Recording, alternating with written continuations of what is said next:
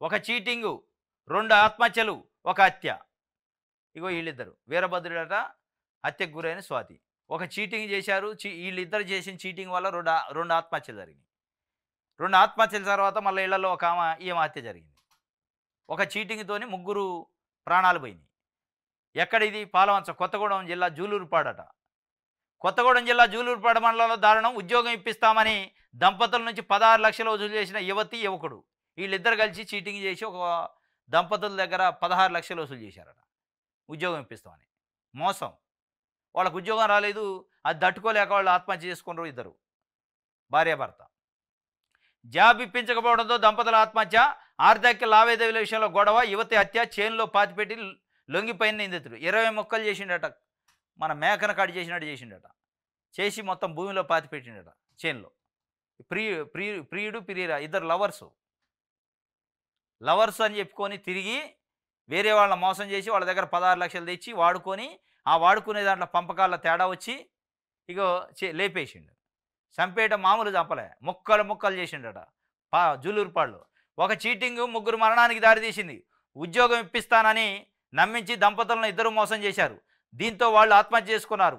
అయితే ఆర్థిక లావాదేవీల విషయంలో గొడవలు జరగడంతో మోసం చేసిన వారిలో ఒకరైన యువతి హత్యకు గురైంది. ఈ ఘటన భద్రాద్రి కొత్తగూడెం జిల్లాలో జరిగింది. జూలూరుపాడు మండలంలోని సాయిరాం తండాకు చెందిన రత్న కుమార్, పార్వతి దంపతులు. వీళ్ళు చుంచుపల్లిలో ఉంటూ విద్యానగర్ కాలనీలో ఓ షాపింగ్ మాల్లో పనిచేస్తారట. ఇది పరిస్థితి. షాపింగ్ మాల్లో ఈయనకు పెళ్ళయింది ఆల్రెడీ. మ్యారీడ్ ఉండి కూడా దీన్ని వల్ల వేసుకొని ఇద్దరు కలిసి చీటింగ్ చేయటం, ఇట్లాంటి కథలు చేసి మొత్తానికైతే సావు మీద తెచ్చుకుంది. డబ్బుల విషయంలోనే విభేదాలు వచ్చినాయట. స్వాతితో వివాహేతర సంబంధం ఉన్న వీరభద్రం 2 ఏళ్ల కింద నందిని అనే యువతిని పెళ్లి చేసుకున్నాడు. 2 నెలల క్రితం స్వాతిని మాచినేనిపల్లిలోని తన సొంత ఇంటికి తీసుకొచ్చాడు. దీంతో వీరభద్రం, నందిని మధ్య గొడవ జరగడంతో నందిని 2 రోజుల క్రితం పుట్టింటికి వెళ్ళింది. ఈ క్రమంలో పార్వతి, రత్నకుమారి ఆత్మహత్యపై ఆ ఊరు పెద్దలు పంచాయతీ నిర్వహించి 8 లక్షలు ఇచ్చేలా స్వాతి, వీరభద్రంతో ఒప్పందం కుదిరించారు. డబ్బుల విషయంలో స్వాతి, వీరభద్రం మధ్య గొడవలు మొదలై రత్నకుమార్ ఫ్యామిలీకి 8 లక్షలు కట్టాల్సి ఉండటం, భార్య పుట్టింటికి పోవడంతో స్వాతిని హత్య చేయాలని నిర్ణయించుకున్నాడట. ఈ నెల 9న ఇంట్లో ఎవరూ లేని టైంలో సుత్తితో స్వాతి తలపై కొట్టి చంపిండట. డెడ్ బాడీని గోనె సంచులు కట్టి తన పొలంలో పాతిపెట్టిండు. ఎవరికి అనుమానం రాకుండా స్వాతి కనిపించడం లేదంటే గ్రామంలోని అందరినీ అడుగుతూ తిరిగాడట. ఇది కథ. వాడు ఎంత చీటరో ఎంత క్రిమినల్, ఇద్దరేలే కానీ ఇద్దరు చీటర్స్, ఇద్దరు క్రిమినల్స్, ఇద్దరు మోసం చేశారు. మొత్తానికి జీవితాన్ని పతనం చేసుకున్నారు.